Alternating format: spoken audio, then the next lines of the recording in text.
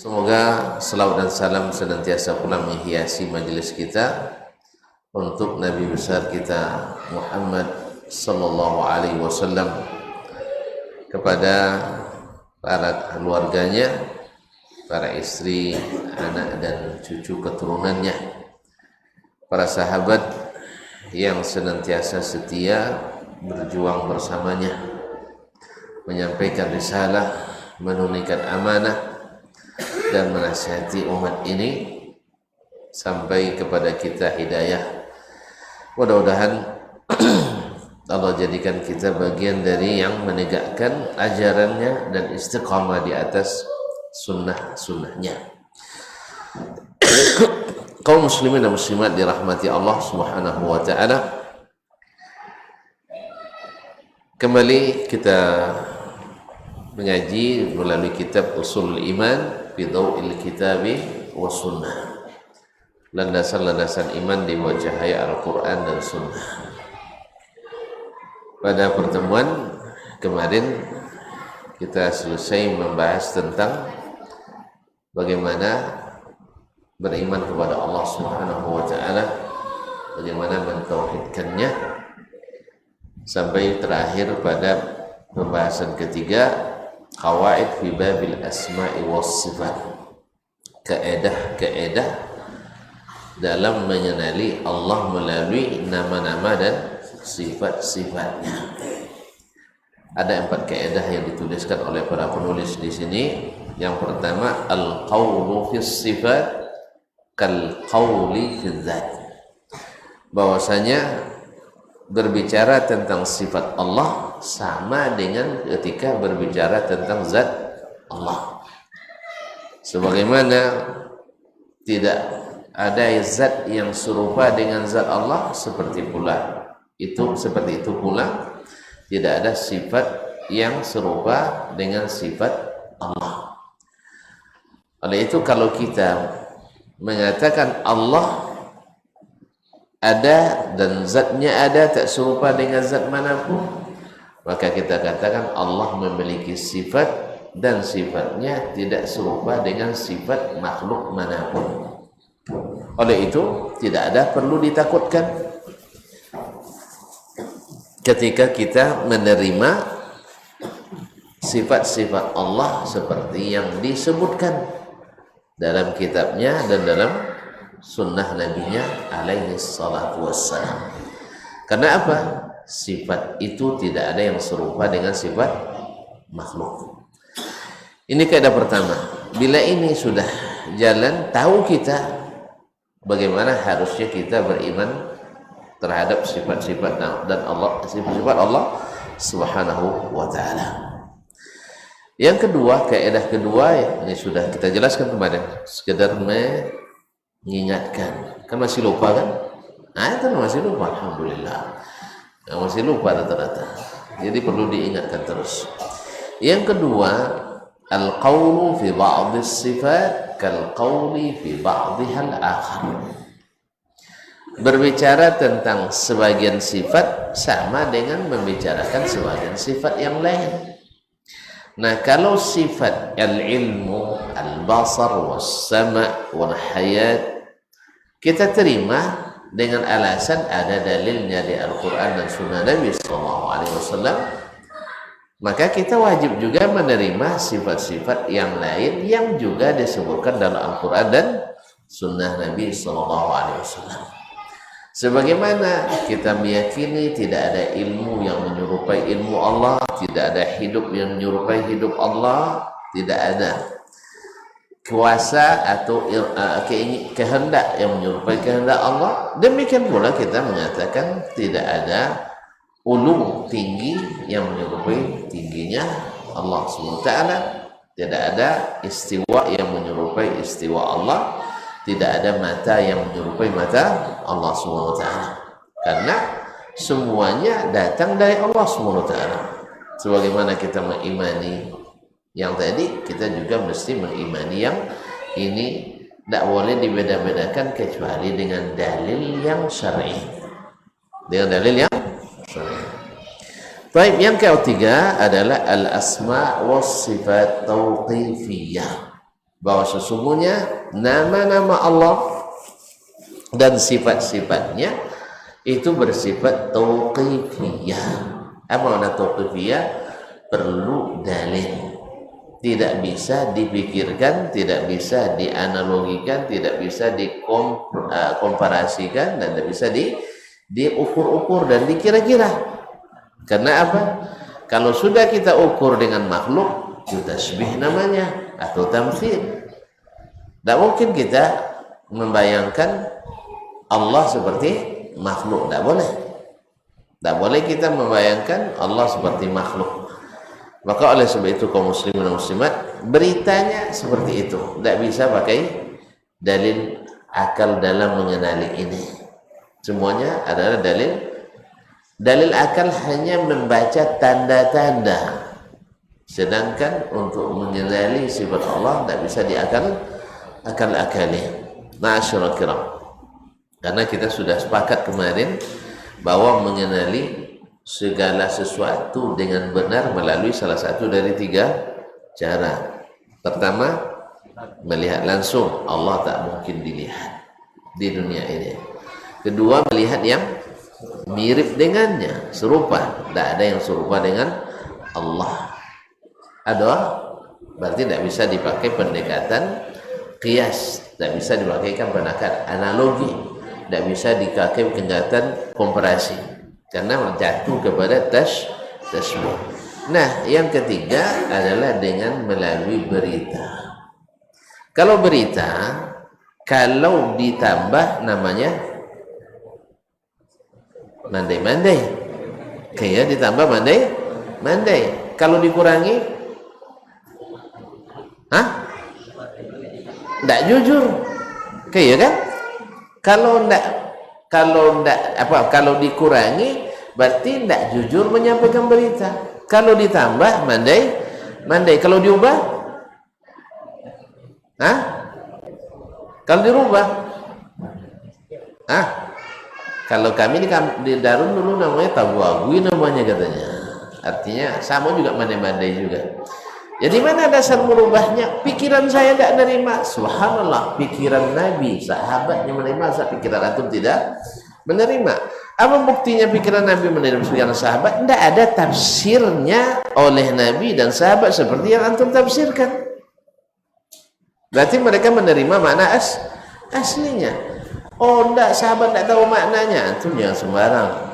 Nanti sahabat itu orang tidak pandai bahasa Arab jadinya, sehingga mereka tidak tahu makna istawa, nggak tahu makna ain, nggak tahu makna yad, nggak tahu.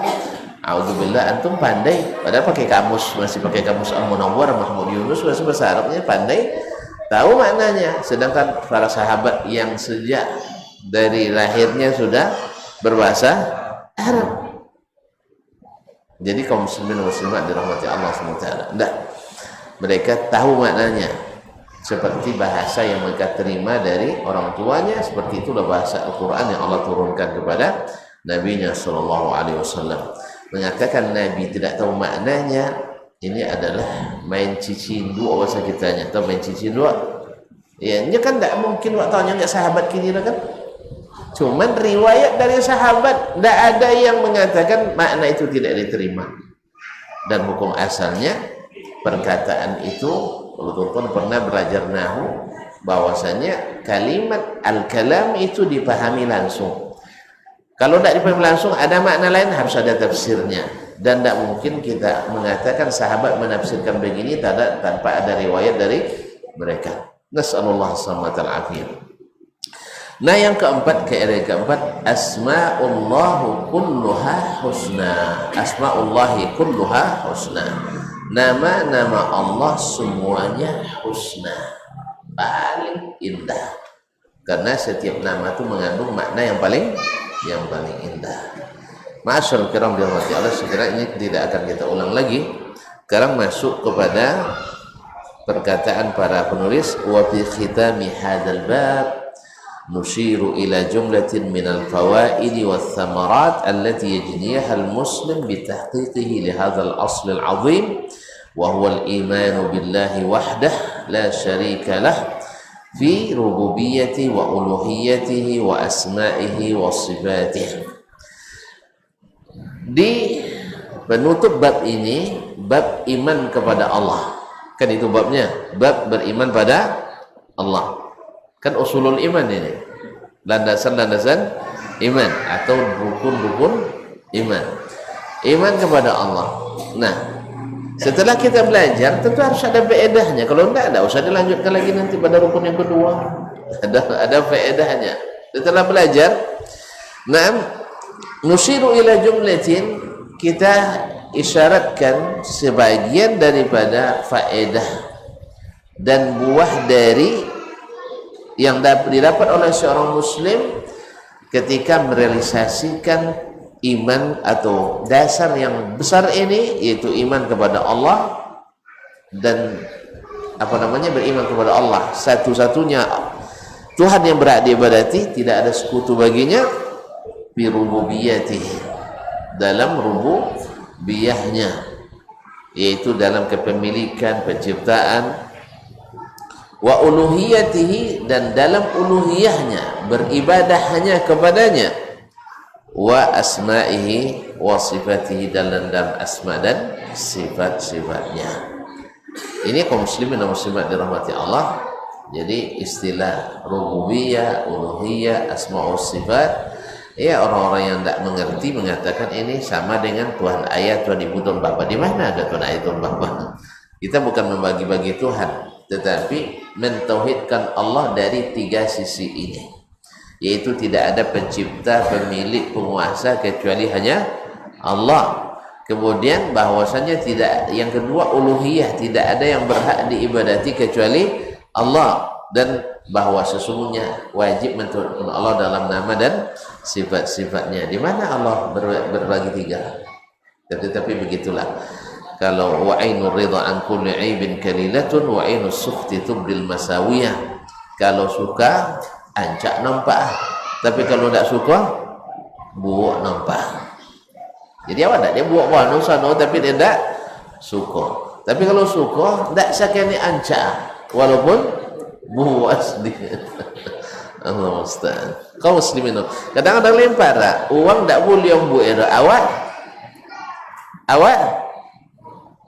uang tak boleh awak apa lawak ndak je, apa lawan ndak lain dia tiga dia ayam mana belum menemo satu kata-kata lain. Uang boleh buat awak, uang tak boleh awak lain. Pembagian tauhid seperti ini di kalangan alil kalam juga ada, terbagi tiga juga mereka, sebagian membagi empat, berarti empat je Tuhan dia.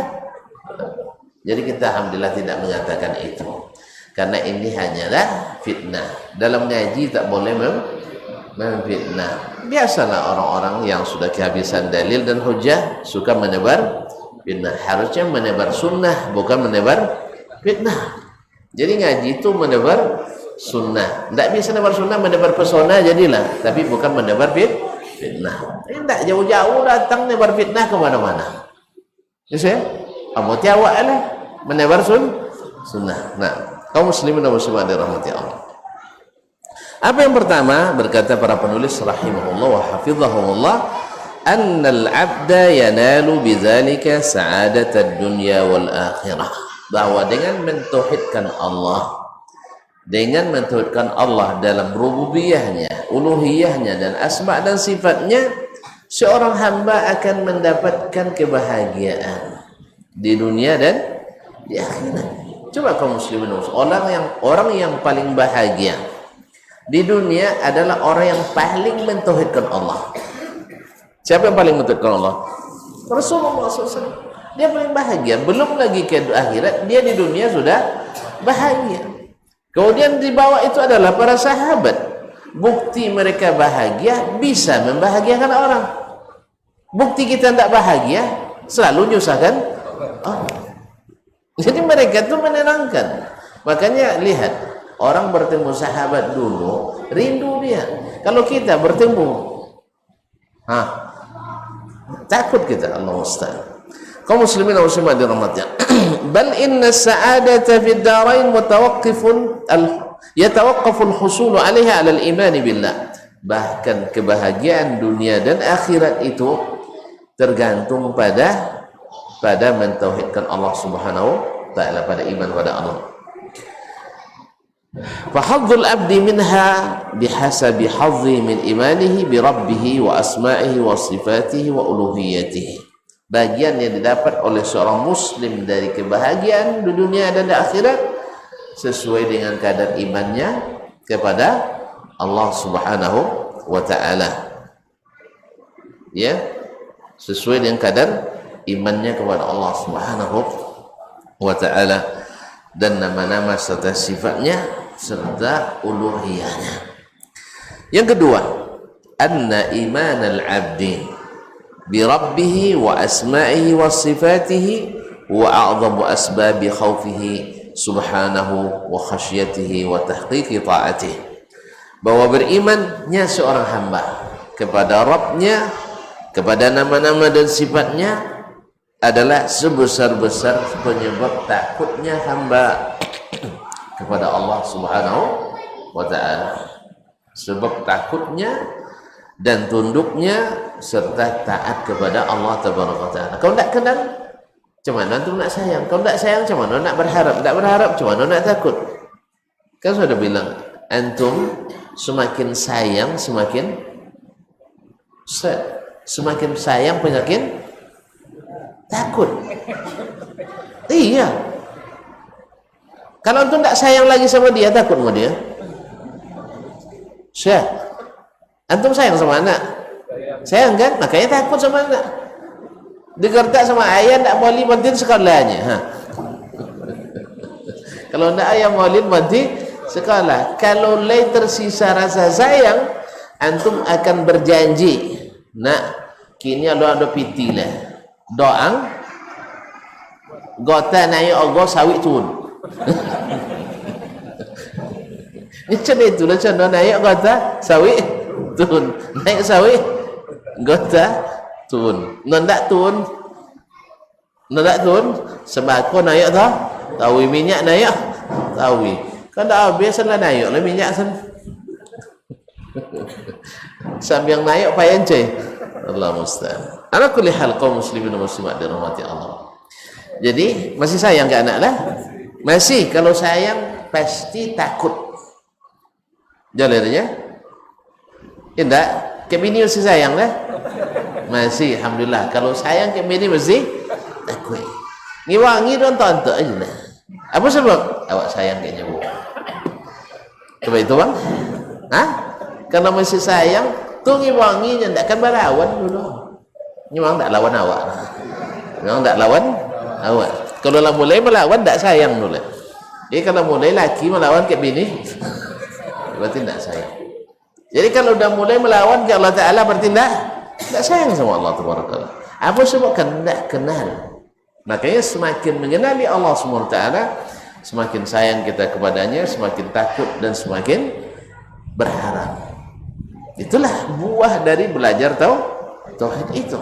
Makanya Nabi tidak sia-sia di saat beliau 13 tahun di Mekah fokus tauhid, dan 10 tahun di Madinah tauhid tambah yang lain-lain. Makanya dakwah Nabi itu sejak awal tauhid sampai akhir tauhid. Coba lihat, awal berdakwahnya mentahzir, mengingatkan jangan menyembah kecuali Allah. Jelas? Di akhir dakwahnya dia peringatkan hal-hal yang membuat orang berpindah dari beribadah kepada Allah kepada beribadah kepada selainnya. Apa contohnya? Dia katakan, Syekh, Nabi melarang umatnya menjadikan kuburannya sebagai tempat peribadatan. Awak buat acara wisata religi. Masalahnya di situ terdapat PAD. Tahu PAD? Sumber PAD, pendapatan asli Dayan. Jadi masalah asli daerah atau daerah atau kedua daerah dan daerah. Nah, kaum muslimin dan muslimat, Nabi katakan la'anallahu al-yahuda wan nasara ittakhadhu qubur anbiya'ihim masajid. Allah melaknat orang Yahudi dan Nasrani karena menjadikan kuburan para nabinya tempat-tempat beribadah. Apa sebab dilarang kuburan? Tuan-tuan tahu sendiri, sesatnya umat pertama kali gara-gara orang yang sudah mati. Kan orang sudah mati kan tak sabut nih duit dia kan, si dulu nenek moyang kalian kan, itu nenek moyang masih hidup lah, mati kan. Datang iblis kepada umat Nabi Nuh sebelum Nabi Nuh diutus, ya sekitar Ibnu Abbas sebutkan sekitar 1200 tahun. Kalian kau ahli maksiat. Nah, ini mantap dia bahasa, kalian ahli maksiat. Tidak takut kalian ke Allah Ta'ala. Masya Allah, mantap dakwah. Ya. Itu gimana leh? Nah, tuan-tuan kan orang-orang tua, nenek-nenek moyang kalian dulu tuh orang-orang saleh. Maka bikin gambar-gambar di tempat mereka biasa bermajlis. Kalau di surau buat di surau, kalau di nasa buat di nasa, dilanggar buat di langgar, pasang gambar. Tak apa pun lah. Mantap untuk mengingatkan kalian bahwa kalian sebenarnya keturunan orang saleh. Teringat itu, kalian sadar. Mantap. Ini masih level 1. Level 1. Masuk level 2 nanti datang lagi syekh. Iblis tadi dia bentuk syekh, bukan bentuk orang ahli maksiat, dia berbentuk syekh kabir. Syekh kabirnya buaya godam. Nah, lalu dia katakan, nampak kalian, kau tahu tak kalian untuk apa ini? Kata mereka, untuk mengingatkan. Oh, bukan itu. Kan orang tak berilmu kan sana di kicuanya kan? Ya, asal lama saban kan ya? Itu balik mula tak? Yang namanya setan bisa balik? Setan kan bisa buat lemu dah? Setan kan bisa dah? Dibuat api di kuburan kan? Kasan mau maun sen? Nah, kadang dibuat asok dia, kadang macam-macam. Baca akap juang di kuburan tu. Masya Allah.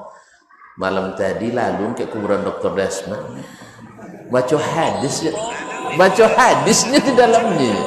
Kuasa, subhanallah. Akhirnya berkembang cito soalnya mosong kuburan beliau tu keramat.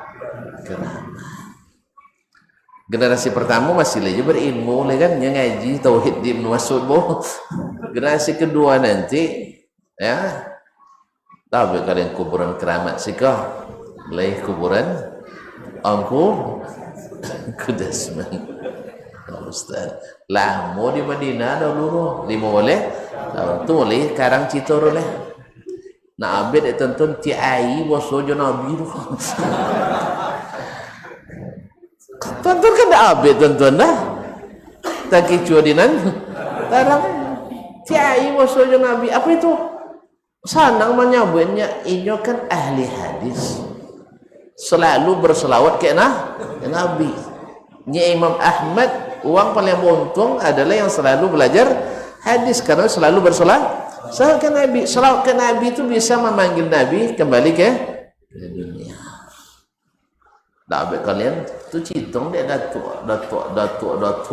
bunyinya.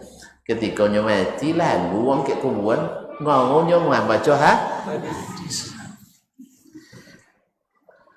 Ada sanad dunia ya. Ada sanad dah. Datuk dende.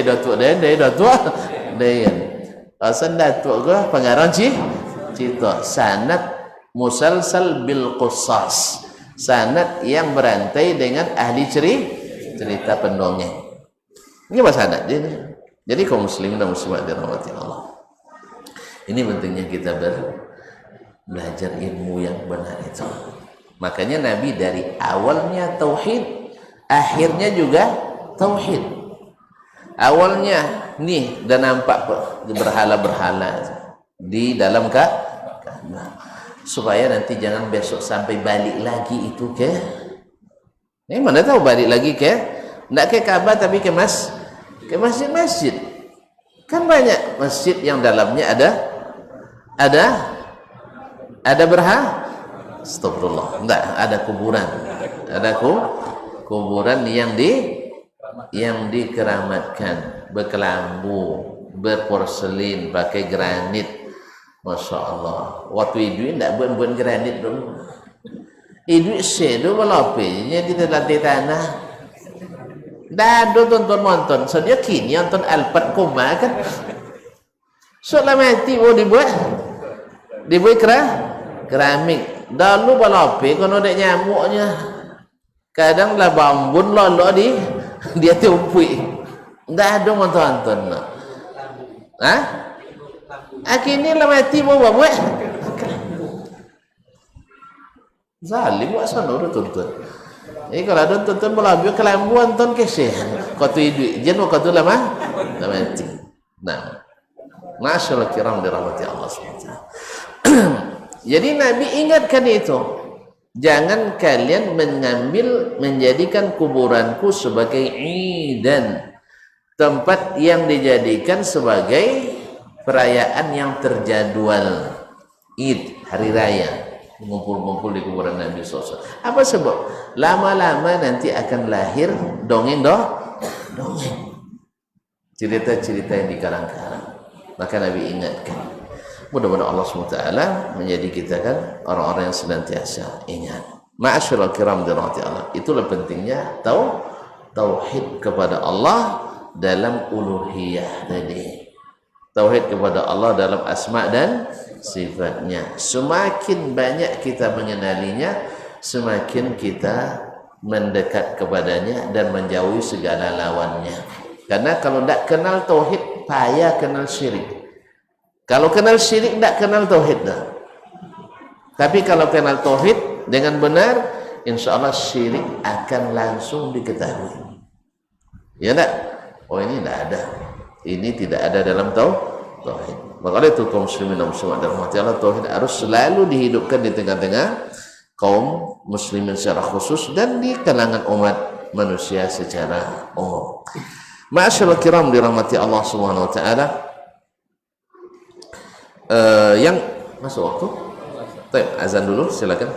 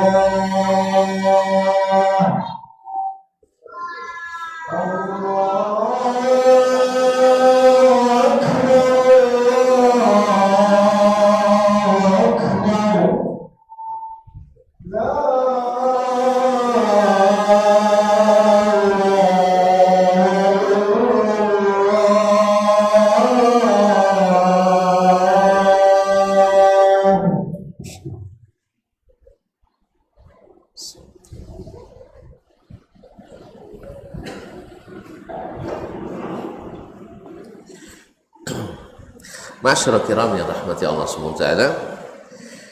Jadi semakin mengenal Allah, semakin membuat seorang takut kepadanya, semakin taat kepadanya. Fakullama kana al-'abdu bi rabbih a'raf kana ilaihi aqrab. Semakin kenal seorang hamba kepada Rabbnya, maka semakin dekat dia kepadanya. Wa minhu akhsha, dan paling takut kepadanya. Wa li ibadati atlab, dan paling tertarik beribadah kepadanya. Wa an ma'siyatihi wa mukhalafatihi ab'ad, dan semakin jauh dari maksiat dan menyalahinya. Ya, al-thalis, yang ketiga, annal 'abda yanalu bidzalika tama'ninata qalbih. Dengan iman kepada Allah, seorang hamba akan mencapai ketentraman jiwa, warahata nafsihi, ketenangan hati, wa unsa khatirihi, dan pikirannya yang tenang, wal amnu wal ihtida' fid dunya, serta merasa aman dan nyaman mendapatkan hidayah di dunia dan akhirat. Wallahu ta'ala yaqul, Allah berfirman, alladzina amanu wa tatma'innu qulubuhum bi dzikrillah ala bi dzikrillah tatma'innul qulub. Ar-Ra'd ayat 328. Orang-orang yang beriman dan tentram hatinya dengan zikrullah, ingat dengan berzikir kepada Allah, hati menjadi tentram. Ar-Rabi' anna naila thawabil akhirah mutawaqqifun 'ala al-imani billahi wa bi sihhatihi, bahwa mendapatkan pahala di akhirat tergantung pada iman kepada Allah. Jadi orang sebesar apapun amalannya tapi tidak beriman pada Allah, tidak dapat pahala. Karena apa? Tidak terdaftar. Tidak terdaftar. Kalau tidak terdaftar, dapat gaji? Dapat gaji? Tidak. Harus terdaftar. Makanya beriman pada Allah itu wajib. Wasihhatihi, dan juga sah tidaknya amal tergantung pada iman pada Allah. Fa bi tahqiqihi wa tahqiqi lawazilimihi yanalul 'abdu thawabal akhirah fa yadkhulu jannatan 'ardhuha as-sama'u wal ard. Dengan merealisasikan tauhid dan merealisasikan segala konsekuensinya, membuat seorang hamba mendapatkan pahala di akhirat sehingga berhak masuk surga yang luasnya seluas langit dan bumi. Fiha minan na'im, di dalamnya terdapat nikmat ma la 'ainun ra'at, yang tak pernah terlihat oleh mata, wala udhunun sami'at, tak pernah terdengar oleh telinga, wala khatar ala qalbi bashar, dan tidak pernah terlintas terbayangkan dalam pikiran. Wa yanju minan nar yu'adzabiha asyadid, dengan itu pula dia selamat daripada neraka yang azabnya sangat keras. Wa 'adzamu min dzalika kullih, dan lebih besar dari semua itu, ayyafuza bi ridha rabbi subhanahu, mendapatkan kemenangan dengan ridha Allah subhanahu wa ta'ala. Fala yaskhatu alaihi abada, Allah tak akan murka kepadanya selamanya. Wa yatalazzadu yawmal qiyamati bin nazar ila wajhil karim, dan pada hari kiamat dia mendapatkan kelezatan yang luar biasa melihat wajah Allah yang mulia, fi ghairi dharra'a mudirrah, yang tidak mendatangkan mudarat, wala fitnatin mudillah, dan bukan fitnah yang menyesatkan, tapi benar-benar nikmat yang sesungguhnya. Yang kelima, annal imana billahi walladhi yusahhul a'mal wa yaj'aluha maqbulah, bahwa iman kepada Allah yang menyebabkan amalan kita sahih, sah dan diterima. Fa bi baqdihi la tuqbal, kalau iman kepada Allah tidak ada, amalan tidak diterima. Bal turaddu ala sahibiha, akan dikembalikan kepada orang yang melakukannya. Wa in kathurat wa tanawwa'at, sekalipun banyak dan berjam-jam jenis. Allah Ta'ala, wa man yakfur bil iman faqad habita 'amaluhu wa huwa bil akhirati minal khasirin. Al-Maidah ayat 5, siapa yang kufur, tidak beriman, sungguh batal amalnya dan di akhirat menjadi orang yang merugi. Ma'asyarul kiram dirahmati Allah, Wa qala ta'ala wa man arada al-akhirata wa sa'a laha sa'yaha wa huwa mu'min fa ulaika kana sa'yuhum mashkura. Siapa yang menginginkan akhirat dan berusaha keras mendapatkannya dan dia beriman, syaratnya beriman, maka mereka lah orang-orang yang usahanya itu diterima. Dalam surat Al-Isra ayat 19. Ma'asyiral kiram dirahmati Allah. Jadi iman syarat sahnya, iman pada Allah syarat sahnya amalan kita dan diterimanya. Kalau tidak beriman, amalan tidak sah dan tidak diterima. As-sadis, yang keenam, annal iman as-sahih billahi yahmilu sahibu ala iltizamil haqqi wa ittiba'ihi ilman wa amala. Bahwa iman yang benar, yang sah kepada Allah membuat orangnya senantiasa konsisten berpegang pada kebenaran dan mengikutinya. Jadi orang yang benar tauhidnya lebih konsisten daripada yang tauhidnya tidak benar. Ini musyahad. Mereka lebih iltizam, lebih konsisten memegang kebenaran dan mengikutinya. Tapi kalau iman dan tauhidnya lemah, maka dia tahu tetapi tidak mengikuti dan berpegang teguh kepadanya. Ya, kalau cari alasan, banyak orang tidak mau, paling pandai cari alasan. Ya kan? Orang yang tidak mau mengikut dan tidak mau taat, alasannya bisa dicari. Ya, bisa dicari. Ini perintah Allah Rasul. Gampang dicari, kan tidak wajib. Kan tidak wajib. Oh, ini larangan Allah dan Rasul. Jangan terlalu keras. Ini kan larangan cuma makruh. Ya, kalau nak melanggar bisa cari alasan. Tapi orang yang taat tidak. Orang yang taat kalau mendengar sami'na wa ata'na, tidak mampu baru dia ngaku. Kalau tidak, ini dari awal bertanya. Jadi boleh tinggal menyebuyahnya kan itu kan, boleh tinggal berencana meninggal di awal. Itu baru hebat. Kalau tidak pandai menerangkan hukumnya sunat, wajib, makruh, haram, tidak disabun itu dengan makna lain dapat ditinggal. Kalau ya perintah, kalau pelarangan bisa dikojong. Tidak bagus ilmu.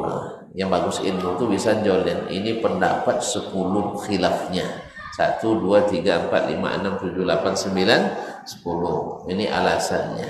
Itu namanya ikut boyah. Wah, ikutnya lah salah satu ketujuh. Ikutnya, nah, ini yang baru hebat. Ini yang baru hebat.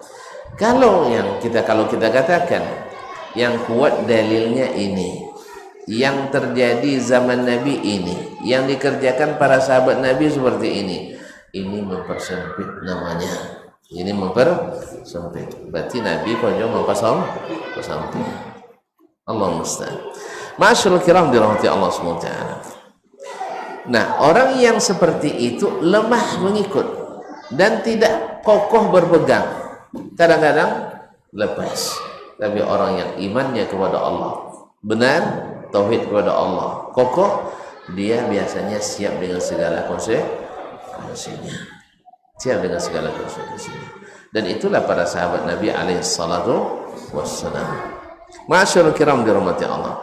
Wa yaksibul abdal isti'dad at-tam, membuat seorang hamba itu sempurna siapnya ditalaqqil mawa'idhin nafi'ah, menerima nasihat-nasihat yang bermanfaat, wal ibaran mu'athirah, dan pelajaran-pelajaran yang membekas, wa yujibus salamatal fitrah, dan membuat selamat fitrahnya, wa husnal qasdi, dan bagus niatnya, wal mudarata ilal khairat, dan senantiasa berinisiatif berbuat kebaikan, wa mujanabatil muharramat wal munkarat, dan lalu menjauhi yang diharamkan dan kemungkaran, wa luzumul akhlaqil hamidah, dan selalu berakhlak yang terpuji, wal khisalil karimah, dan punya tabiat dan sifat yang mulia, wal adab an-nafi'ah, serta menjaga adab dan sopan santun yang bermanfaat. Ma'asyiral kiram dirahmati Allah, ini sebagiannya insyaallah selepas. Yang lainnya nanti saja. Waktu sudah jam 8. Kasihan. Kasihan saya. Bukan tuan-tuan. Ia takut tentu nanti kelamaan itu. Kalau ada biasalah melamun. Kalau ada boleh itu ngantuk sih. Aduh lah nak. Deh. Ya kita cukupkan dengan 6 poin dulu. Faedah daripada beriman pada Allah dan pada Allah Subhanahu wa taala dengan cara yang benar. Ya, karena beriman dengan cara tidak benar sama ibarat suatu mesin, sistemnya kalau tidak, walaupun bagus alatnya tapi tidak sesuai pasangnya, tidaknya kokoh. Ikut dalilnya ada, ikut hadis ada, Quran hadis, tapi pasang tidak pas. Apa? Mana nancak mulut tuntun alat konderdil Toyota daripada Lamborghini. Nancak Lamborghini lah. Itu dipasang ke Toyota, anjak. Masuk. Dalil walaupun Al-Quran dan hadis, tapi dipasangkan bukan pada tempatnya. Anca hasil? Tidak. Makanya kaum muslimin dan muslimat, disitulah kita harus belajar memasangkan dalil itu kepada sahabat. Ya, karena mereka pasti diakui oleh Allah dan Rasul pas-pasangnya. Kalau awak belakangan ada yang pas, ada yang tidak. Semakin belakang semakin tidak pasnya, kunci pas lah hilang. Kunci pas hilang. Ya, ponteng asal terpasang lah euro. Kadang lah tak muatan tanggi. Makanya semakin tidak benar pasangnya, semakin lemah dan semakin tidak kokoh. Oleh itu lihat saja. Kalau tuan-tuan lihat orang mudah melanggar perintah Allah atau larangan Allah, mudah meninggalkan suruhan dan perintah Allah dan Rasulnya SAW. Ketahui barangkali masalahnya ada di iman pada rukun yang pertama ini, mentauhidkan Allah barangkali dengan bahan-bahan yang tidak asli atau bahan asli yang salah pasang. Oleh sebab itu jangan pasang kecuali ikut katalog yang sudah diterbitkan, yang sudah dicontohkan, yang telah diperlihatkan, menciptakan sebuah generasi yang sampai akhirnya tidak, dari awal sampai akhirnya tidak ada yang terlibat membuat aliran baru dalam agama. Siapa mereka? Rasulullah para sahabat Rasulullah sallallahu alaihi wasallam. Sedangkan di generasi tabi'in kebanyakan yang ikut sahabat, ya kebanyakan mereka ikut sahabat, tidak lahir aliran-aliran, tapi ada mulai tumbuh bibit-bibit perpecahan. Mereka melenceng dalam berbagai keyakinan. Ada yang meyakini Murji'ah, ada yang meyakini Khawarij, ada yang meyakini Syiah, ada Qadariyah, ada Jabriyah. Akhirnya mereka membentuk aliran-aliran yang akhirnya membuat umat semakin susah untuk dipersatukan. Oleh sebab itu kalau nak baik kembali, satukan dengan apa yang Rasulullah SAW menyatukan para sahabat dulu. Insya Allah itu akan lebih menyelesaikan permasalahan dan problematika umat.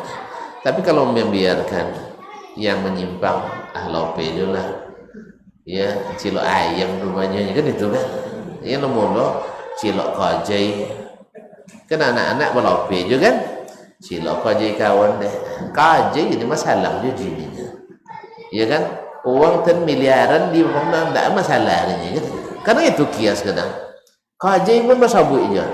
Atau soal itu mulai cilok talu deh, sang kajai mulianya coba cilok talu.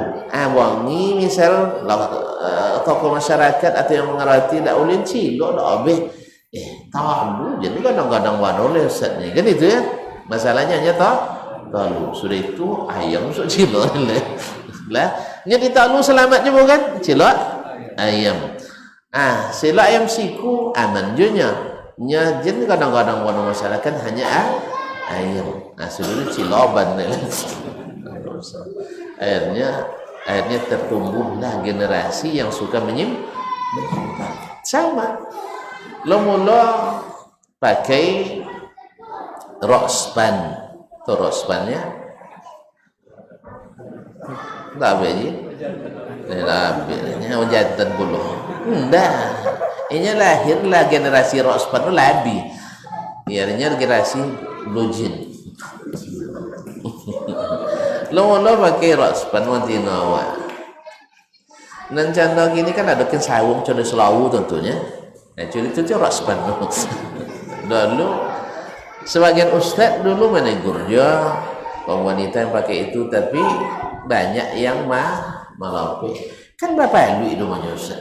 Tertutup ayatnya lewat. Sudah itu mulai pakai bawa baju laki dah lah. Bawa baju laki lah sabaju laki jamini aman jobo. Aman airnya boleh tidak selalu laki boleh, selalu jin boleh. Selalu jin ni boleh. Airnya berurusan laki jin. Apa sebab bini yang boleh selalu dayun deh. Begitu bahasa kaum muslimin dan muslimat dirahmati Allah. Dalam agama juga seperti itu. Lolo keneknya, lolo masuk berdoa di kuburan mukabwe. Apalagi memang di kitab-kitab tertulis pula sebagian bahwa doa mustajab di samping kuburannya. Kan itu? Entah sahih atau tidak, mungkin sebagiannya sahih. Sebagiannya mungkin sahih, tapi sebagian besar kadang-kadang tidak sahih. Ala kulli hal, akhirnya orang mulai membuat perjalanan wisata religi ke situ. Itu ada. Kaum muslimin dan muslimat rahmati Allah SWT. Lama-lama setelah itu mulai minta uang kuburan itu langsung. Memang subhanallah fitnah kuburan ini luar biasa. Makanya Nabi kan mati itu sabui deh. Kalau ke itu kan sabui kan mati pontiang tu tak pontiang dah. Itu togang deh. Jangan kalian buat cuma buat dia nak angdu. Dijadiin kuburan Nabi tempat beribadah. Apa sebab?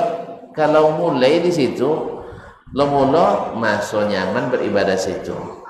Nyaman pada di musaji. Akhirnya musaji longan kuburan amai. Musaji longan kuburan amai. Masyaallah kiram dia. Kalau dia baca Quran di rumah di musaji atau di rumah sehalaman dia lagi polo dah sakit pinggang. Kalau situ bisa khatam Yasin 5 kali dah di kuburan. Ya kan? Ini memang subhanallah. Kalau bahaslo secara hukum fikih kok adanya ulama yang membolehkan. Termasuk untuk kan itu. Untuknya do nama bolehkan. Tapi bagi kita yang hati-hati adalah tidak dicontohkan dan tidak diperintahkan oleh Nabi SAW. Bahkan sharih perkataan beliau, jangan jadi kuburan sebagai tempat beribadah. Sharih. Dan memang itu yang berlaku di kalangan para sahabatnya pada umumnya. Ya, hampir ijma mereka tidak membaca Quran di kuburan. Ada sebagian riwayat diriwayatkan, Allah Ta'ala alam ala sahati ala kulli.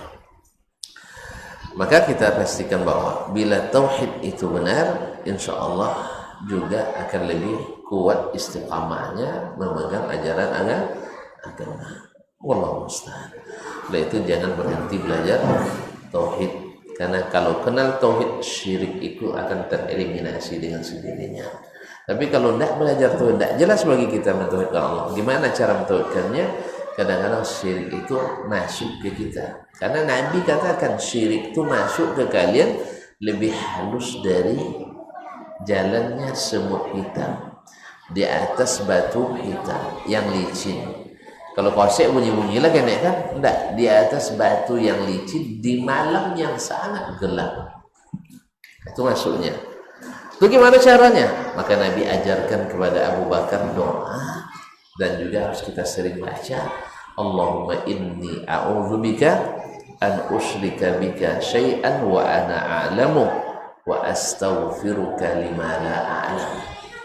Allahumma inni a'udzubika an usyrika bika syai'an wa ana a'lamu wa astaghfiruka lima la a'lam. Ya Allah, aku berlindung kepadamu dari menyekutukanmu dengan sesuatu padahal saya tahu. dan aku mohon ampunan kepadamu jika itu terjadi tanpa saya ketahui. Jadi berlindung, jangan sampai mengetahui, jangan sampai menyekutukan padahal kita tahu. Dan kalau terjadi tanpa kita ketahui, semoga Allah mengampuninya.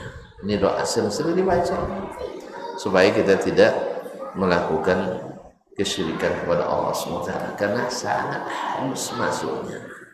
Tadilah apa Syekh Iblis datang ke umat Nabi Nuh, bentuknya Syekh, basorban, bajubah, basal, ya lengkap. Bahasa Arab tak kena pasir kan, nah atau bahasa kaum itu. Oleh sebab itu akhirnya mereka tertipu sehingga mereka menjadikan yang terkenal itu lima berhala waktu itu. Bukan langsung itu Iblis dah itu bilang, "Woi, kalian coba patung tangan musajid." Bukan itu, beransur main halus, kan saatnya main halus gitu ya. Itu iklan dapur. Saatnya main halus. Jadi memang halus main. Jadi halus mainnya sehingga kita tertipu olehnya. Dan ini sabar. Nah, ada sabar lah. Kau belajar tauhid kena sabar gitu. Nak wangi je nih orang kan. Nah, kalau iblis itu sabarnya dibayar tauhidnya. Itu memang paling sanangnya set ya. Membawa yang ke hidayah itu bayar. Kalau menyasian sanangnya kan, tapi menyembalikan pada hidayah yang sangat susah. Semoga Allah jauhkan kita daripada segala sesuatu yang merusak iman kita pada Allah Tabaraka wa Ta'ala. Dan sampai di sini, insyaallah kita ketemu kembali 2 pekan yang akan datang. Wallahu ta'ala alam. Wa sallallahu ala nabiyyina Muhammadin wa sallam. Wa subhanakallahumma wa bihamdik, asyhadu an la ilaha illa anta, astaghfiruka wa atubu ilaik. Wassalamualaikum warahmatullahi wabarakatuh.